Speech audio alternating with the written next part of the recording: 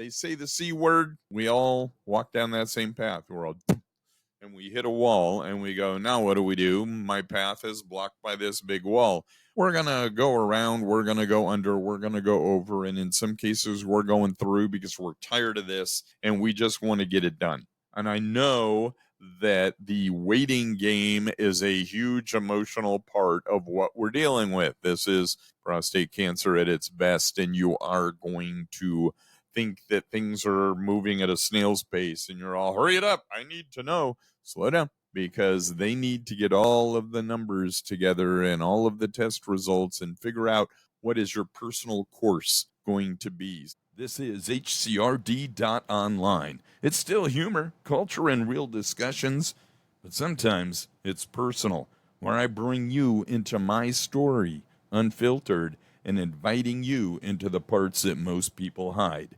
This is HCRD.online, and this is the beginning of something real. Welcome back, my friends. My name's Steve Niemeyer. This is HCRD.online.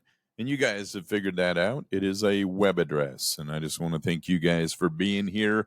I haven't been on for a little bit. I haven't posted anything for a little bit.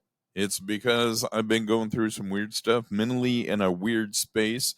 And I said, you know what? I'm not going to do this to you guys. I'm going to get in the zone, get my head right, and to deal with some of the things that I have been told by doctors and experiencing through the next phase of this prostate cancer journey. I had a person come up to me today and tell me their husband is getting ready to start this journey.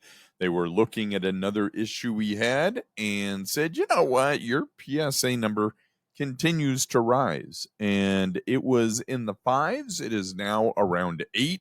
And that is in that 6-month time frame. And they said, I'm not liking this, from like a 5, 6 to an 8. Let's call it that. And so he is scheduled for an MRI. And she said, so what's going on with this?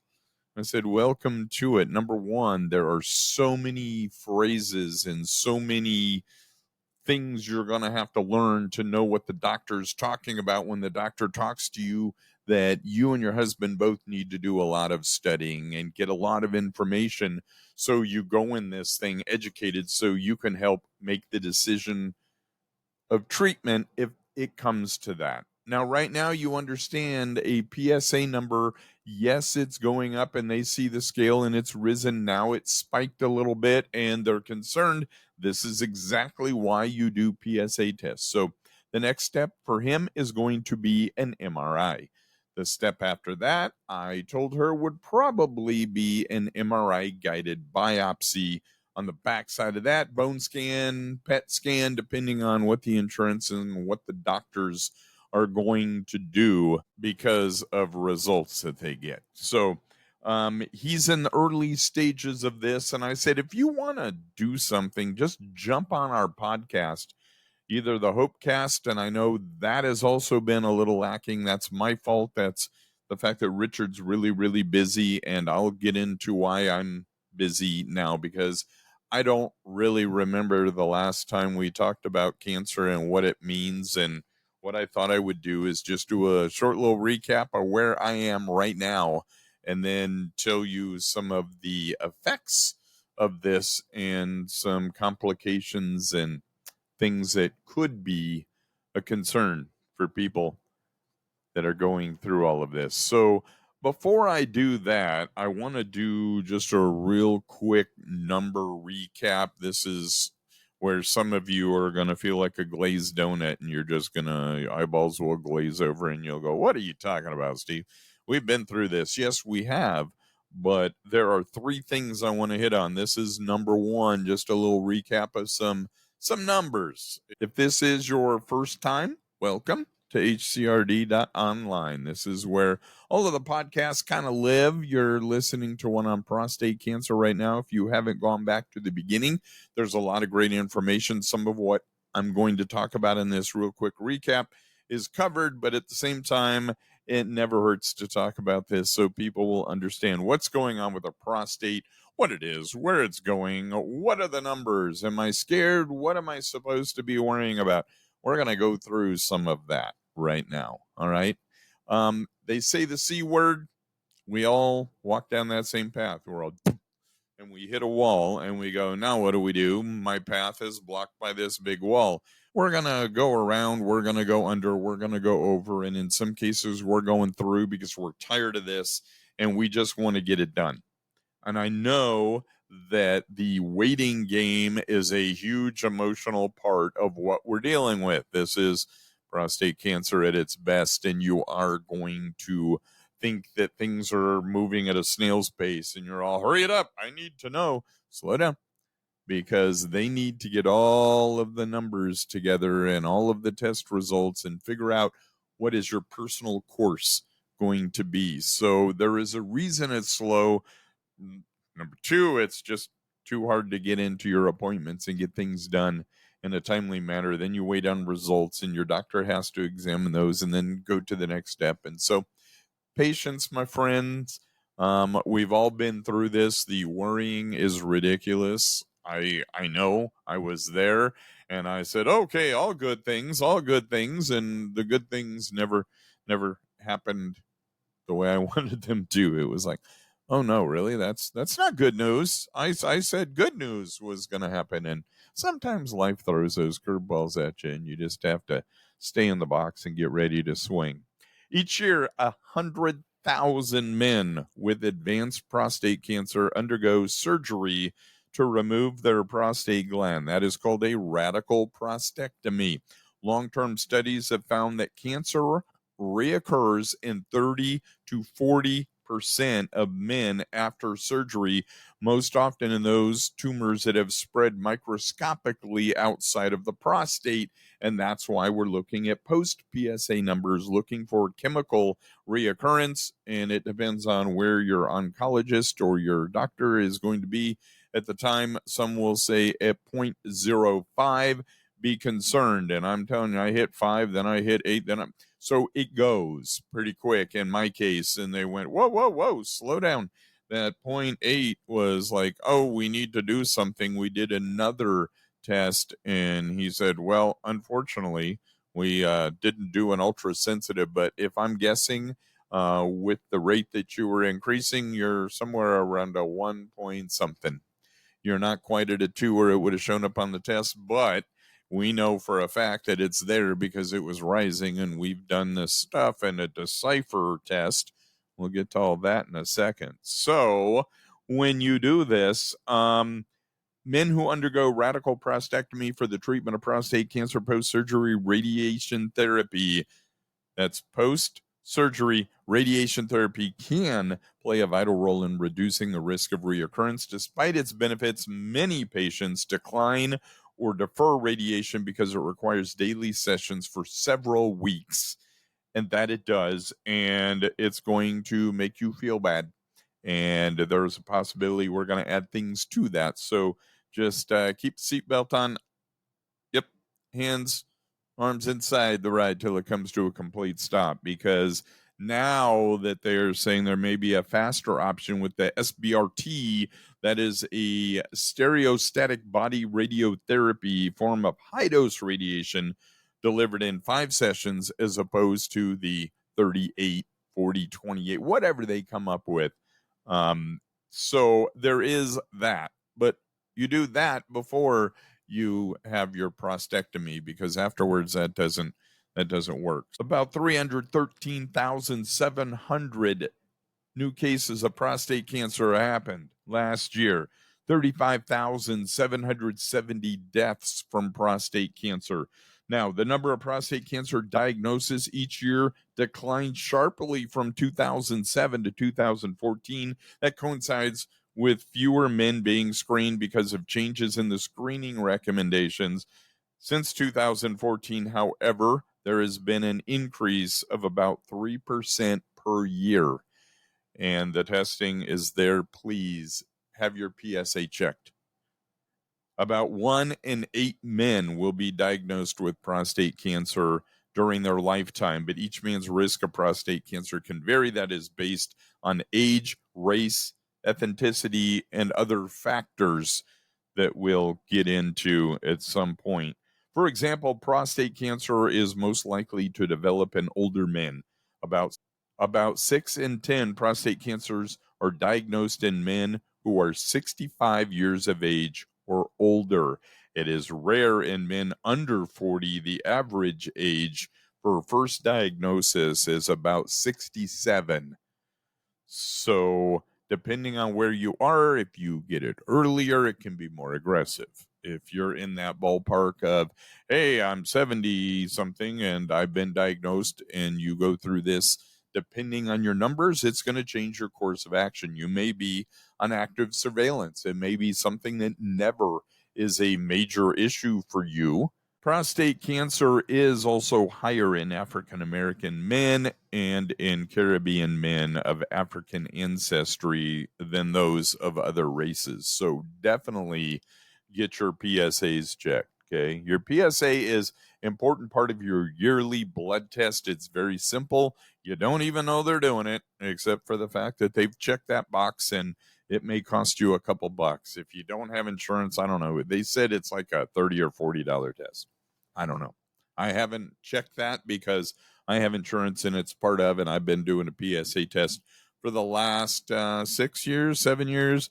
And it started because of family history with breast cancer and all of the cancer on my side. Doc said, yeah, let's just go ahead and check it. And I'm glad he did. But we didn't really do anything until August 28th of last year is when I had my surgery. So the prostate cancer death rate declined to about half from 1993 to 2022, most likely due to earlier detection and advances in treatment. In recent years, the decline in the death rate has slowed, likely reflecting the rise in cancers being found at an advanced stage. So that's what I'm saying. You get it early. So rare under 40, 40 to 50, the risk begins to increase from 50 to 65. It continues to increase with a noticeable rise after the age of 50. Ages 65 and older, about 60% of prostate cancer cases are diagnosed in this age group, and this risk continues to increase with age, but decrease tends to be less aggressive in older men, especially over the age of 70. So family history, ethnicity, genetics are going to play a part in all of this. If you have the BRCA1 or the BRCA2 genes, that can increase your risk. So the average risk screening generally recommended at around age 50, unless you have a family history, then you're going to go 40 to 45. African American men, obviously you're in that 40 to 45. If you have a family history, you're in there as well. Older men, the benefits of screening for men over 70 are less clear, and the disease may be less aggressive in this age group. The next thing I want to do is share something that I saw on the Prostate Cancer Support Group Facebook page, and this one just caught my eye. I read through a lot of the stuff on that page. I skim through it, and if you can believe it or not, a lot of the things that are on my page and my feed have to do with cancer. It doesn't matter what you go to, they're going to be pushing that stuff at me because algorithms say prostate cancer. Steve wants to know, and I do, so I can share. But this one is one of those that I hope touches somebody out there. It says, I just want to give a shout out to all of the guys who are going through this alone. The guys who have to take a train and a bus to the doctor's office and again to get back home. To those who have to have radiation on their lunch break because their boss is an ass. To those who don't have the support from their families. To those in a constant battle with the insurance companies. To those who have lost their partners over this. I see you. I see your strength, and I admire you. May you never quit. May you never give up. You are worth this fight, and you are not alone. You have this group, and there are some truly amazing people in here to help you connect. I wish all the best to everyone, and don't let the bastard win. So, if you're going through this alone, you're not. There are so many people that want to reach out and help you. I have offered my phone number to a lot of people. I tell you, all you have to do is get a hold of me. You can do that, hcrd.online. That is the web address where all of the podcasts live, and it has all of the contact information there. Reach out to me. I will help you. If you would like to be on the program and talk, we can do that. The Hopecast, we can do that as well. But it's one of those things where we're here to help people. And my family said, man, what you're doing is awesome. I've shared this. I've been handing it to people. And that's what it's going to take, is people to share it. I'm doing this to help spread the news. I want people to be aware as they're going through this, as they're making decisions, so they are making educated decisions. I don't have all the answers, but I've been through the surgery. I've had complications on the backside. Now, I am back in the next stage of this, and they've said, wait a minute, Steve, we're going to kind of change things around. You have stage 4. It's metastasized, we know, into the prostate bed. We know that because you had margins there, but you also had a really, aggressive tumor that we need to look at. We're going to do a Decipher score on that, and we're going to figure out what we need to do, because we're thinking lymph nodes. We're thinking that you're going to have some issues to deal with.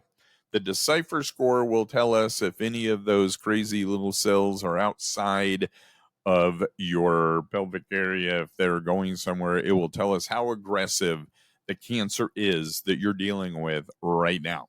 The one that's making your PSA go up and it's spiked, and we're saying, oh no, that's way too quick. Let's get serious. We're going to have to start doing some stuff. And I said, I don't want to do hormone therapy. I am not wanting to do that.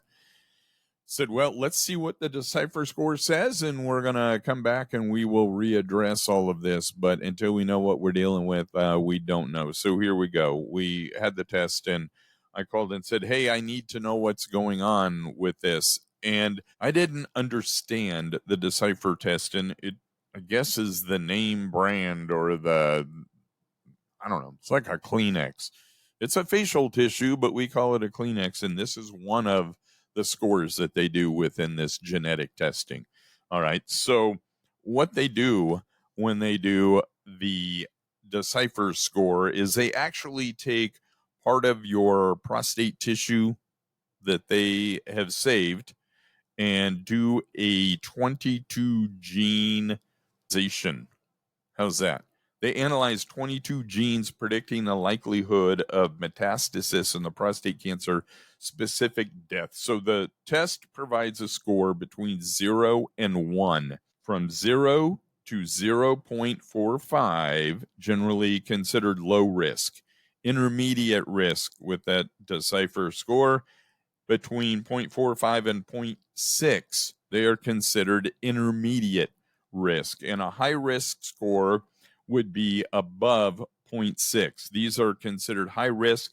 A score of 1 is at the very end of the high risk range. So if you see a 1 come back on your Decipher score, you know that you're dealing with an ugly cancer that is very aggressive, and it can be anywhere. They said it just takes a couple cells. So we need to figure this out. My Decipher score came back a 1. That's right. It was a solid 1. And I said, wow, that is the first 100% I've had on a test, and I don't know how long, but one that I didn't want 100% on. A high score like mine, a 1, indicates a high probability that the cancer will spread and lead to prostate cancer specific mortality, meaning death from prostate cancer itself. The information can be crucial for doctors to determine the most appropriate treatment plan, potentially leading to more aggressive treatment options for patients with high scores. So, people, this is what I was talking about. Every time I get psyched up that I'm going to get good news, I get handed a load of, and it really is a depressing thing. Okay, let's just understand that it says It indicates a high probability that the cancer will spread and lead to prostate cancer specific mortality. Says there's a really good chance that I'm going to die because of this crap. Steve, why do you care about my PSA? Why do you care about me? Because it says right here and everywhere I read, a one's a bad, bad thing. And that's me. So they said, Steve, what we're going to do is we're going to start ADT because you need to start hormone therapy as soon as possible. This was on a Tuesday we talked. And since I had the new PET scan / whatever to get the measurements for the thing for my treatments for radiation, they had the mold ready. And I started my therapy the next day. He said, we have to do this aggressively. We know it was outside the margins, which means when they removed it, they knew they left cancer cells behind.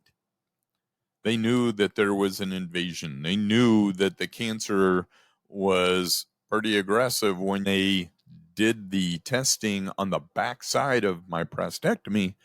And the lab results came back and they said, oh, check this out. You thought you were a 3443 type person going in. You're a 3545. Now, congratulations. And, now that it's spreading and now that we're doing this. So my radiation therapy started before I started my hormone therapy, but it came in the mail. That was the story. And see, I think I've told you a lot of this. Right? This is just kind of like putting everything with a cute little bow as far as where I am right now and telling you why I haven't been behind the mic because I started this. I am now week 3 of radiation and side effects from radiation. This is just me. This is what I'm going through. Doesn't reflect you, nor am I a doctor. So don't take anything I say as medical advice. I just want you to know what I know. And here we go. Burning when you urinate, yes, and you do that because of the radiation and the fact that I'm doing a dual band radiation thing right now. They're doing a double getcha. The first part is the top part of my abdominal region, I guess. They're going in and hitting lymph nodes and making sure all of that is zapped. And then the machine stops, readjusts its brain, and says, now it's just the prostate bed. So lots of radiation happening right now, the hormone therapy stuff, and we're going to still continue down this crazy, scary path. But that's where I am right now, right? They said, what else do you have? And I said, well, after 3 days of doing this, maybe 4, I got up and I was shaky and I went, oh my gosh, I'm going to pass out, and I stumbled getting into the bathroom, and I get in there and I say, I need to take a shower. So I get into the shower, I lean back, I get my hair wet, I bring my head forward, I reach down, I turn the water off, and I grabbed a hold of the little safety bar. Thank you to the old people that used to own this house. And I kind of just shrunk down to the bathtub and threw the curtain open because I was going to get sick. I had to vomit. And so I crawled over and burped, and I did that, and I vomited, and then I got the dry heaves for like 5 minutes, and it was miserable. And I said, so what do I do? And they go, yeah, sorry. You're going to have that. You're going to have some bowel issue. Your bathroom habits are going to change. And you have another 3 weeks of the double dose, and then a couple of weeks, 3 weeks after, or a couple of weeks after that, of just the prostate bed, and then we'll go. And I said, okay, so now let's talk about the other thing. You have side effects from radiation alone. Then you have side effects from the hormone therapy. And you put those together, and it's a double whammy. Then you add this medicine that is going to keep me from having all this shaky stuff going on. And I don't know, taking all the meds, the side effects that I'm doing, all of it can affect liver, and it can affect, and I go, I don't need any of that. Don't need those problems. But when you do this, there is always a 5-10 years down the road, the radiation could cause some other kind of cancer. You get bladder cancer, you could get something else, but the prostate cancer will be gone, maybe, possibly. But having issues with this medicine that they have me on, and it's making me tired, and the radiation makes me tired, and it probably wouldn't be as bad, except I'm an hour and a half away from where I do my daily treatments. So I'm 3+ hours on the road, a half hour in there, and then you stop on the way home, grab a snack or something just to stay awake. Well, I've had people driving me to my appointments, which is good because I'm still working 6.5 hours a day, and then going to therapy, and then coming home and pretty much getting ready to do it all over again. By the time I eat and do my thing, I'm back to work, and then I get off at 12:30ish and go and do this treatment. So I'm doing that. I'm taking the hormone stuff, which it will make you tired, but it also has goofy effects. The hot flashes, not fun. You go, oh, well, yeah, you know what? Women have to deal with this with menopause. And I go, well, you know what? I'm sorry that you have to deal with that. I really, truly am sorry you have to deal with that. But this is not the same thing. It resembles kind of that. And night sweats, you can relate to that as well. But it is not a fun adventure to go on. And it's scary because I look at these numbers and I go, what are we going to do? How do we figure out the answers to my questions? And what am I going to deal with? And I don't know. And that's a crazy answer, right? But I don't know.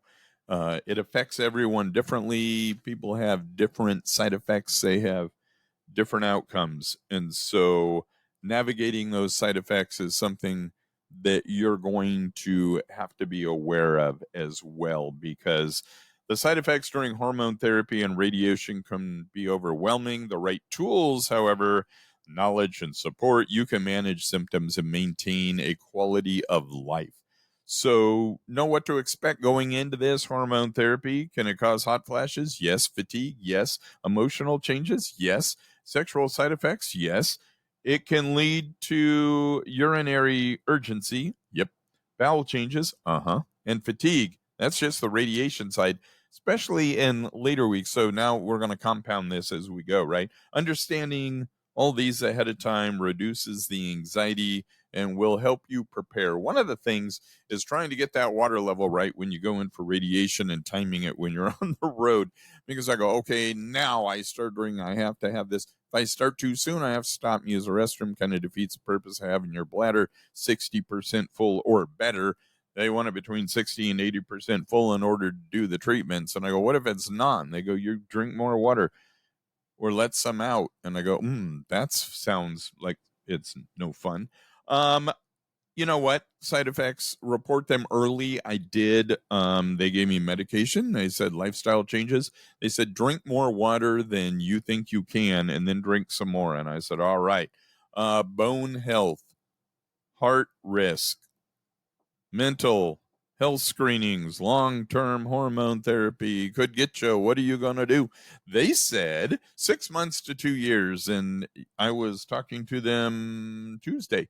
And I said, hey, so 6 months and we're done with this stuff, right? Because I really don't think I want to keep doing this. It's crazy. And they said, well, you're going to be able to negotiate that at 6 months. A lot of studies saying a 2 year is that sweet spot. And then I said, but it's like a year after that in order to get back to normal or whatever you think was normal before it really wasn't to start with. And anyone that's gone through a prostatectomy knows what I'm talking about. So if you just keep compounding problems and issues, it's scary. And when do you see the light? I don't know. How about mental health? You need to do this. Hormonal shifts can affect your mood, your memory. You are not imagining that. Just kidding. It's going to happen. All right. So they said support groups, therapists, these things, it's good. Mindfulness techniques. You need to learn this stuff. And so, you know what? have some compassion towards others, especially yourself. That is the key. And we need to stay active. We need to, do all the things they tell us to do. Stay active, drink lots of fluids, get lots of sleep, rest when you can, cat nap. If you can, you need to avoid doing crazy, strenuous stuff that's going to deplete your energy sources, because your body needs to recuperate between your radiation sessions, and you're doing them every day for however many weeks you have to do them. And if you're going through this, I'm sorry. I really am. I can relate to what you're going through, and I am sorry. So make sure you have that support. Make sure your family understands what you're going through. When they say, "How are you doing?" don't just go, "I'm all right." Because if you're not all right, it's okay not to be okay. You need to talk to them mentally, physically, whatever it is that you're dealing with. Find somebody that you can talk to about it. And the support groups are good, but understand they can get ugly, and people get on there that don't understand what they're talking about, and they give you advice, or they tell you, well, you have to do this, and you make a decision on your treatment, and they tell you you're wrong, and they start beating you up over it, and you go, you know what? Here's what I'm going to tell you. Tell them to shut up, because they are not you. Your plan is very specific just to you, and don't let them tell you any different. Okay? They don't know your numbers. They don't know your background. They don't know any of it. So understand they're sharing their point of view, which is what I'm doing. I don't have all the answers. I've said that 3 times today. I don't have all the answers, but I'm here to help find the answers, and I'm here to help you go in the right direction. It's good. Chat GPT is your friend, and you can put your results in, and as long as you're on that thread, it's going to keep coming back, and it's going to remember all of your numbers until you tell it not to. And you can ask it questions. What can I expect with the following information? And it goes, would you like to? Whoa, whoa, whoa. Yes. Now take that information and put it in the other one. Cite your sources. I need to know where it is. So be careful, because it could pull information from anywhere. But if you have been reading and you've been learning and trying to figure out ADT, what's it stand for, and all of these terms and the little acronyms, and you're confused, understand you have time to slow down and breathe and find some answers. Just be careful, not only the questions you ask, but who you ask those questions to, because your doctor's your first source. If it's a medical thing, if it's what do I do because here's this, my doctor said this or this, and I don't know what to do, that means you didn't get all your questions answered. You're not going to go wherever you go to get that answer. If your doctor hasn't discussed it with you, ask him or her to explain it to you.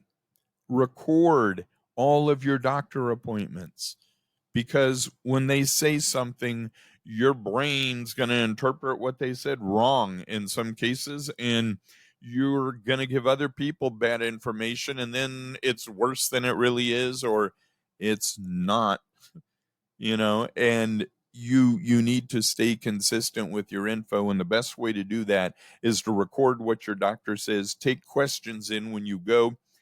Chat GPT, now that you have all of my information, what are the next questions I should ask my doctor? Would you like that in PDF form? Yes, please.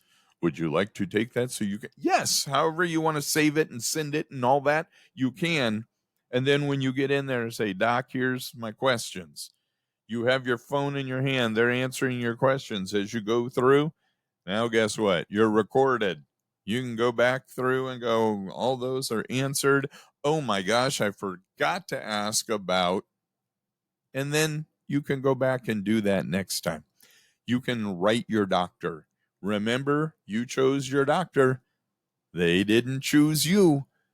And so if they're not giving you the service or the attention you think you deserve, second and third opinions aren't a bad deal. You may find a doctor you fall in love with and you go, not really, not like that. But you're going to find somebody you can relate to that is your style of doctoring.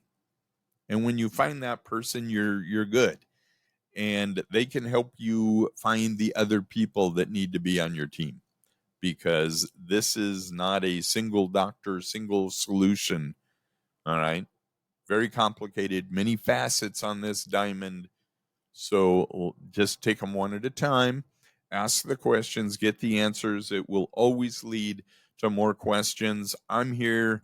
If I can help you, shoot me questions. I will see if I can find you answers. Let me know if you need to talk. The information is there, hcrd.online. All of the contact information, all the show information is there, so you can follow along with what we're doing. Please share us with your friends. Somebody's going through this crazy thing called prostate cancer. Send them over here. I want to introduce you to Steve. He's a goofy guy that's going to get you through some of this information without being too doctor talk at you. All right. I'm trying to boil this down to it sucks. Cancer sucks. Prostate cancer sucks. It's a never-ending cycle, my friends. You guys get educated. Make sure you are doing what you can to ask the right questions to the right people. And you know what? I will talk to you on the flip side of all of this. Until then, you guys be good. You've been listening to HCRD.online, and we're just getting started. Subscribe, share this with someone who needs to hear it, and follow along as we talk more about what it really means to live through the tough stuff with humor, culture, and real, unfiltered discussions. I'm Steve Niemeyer, and this is HCRD.online. We'll catch you next time. You guys be good.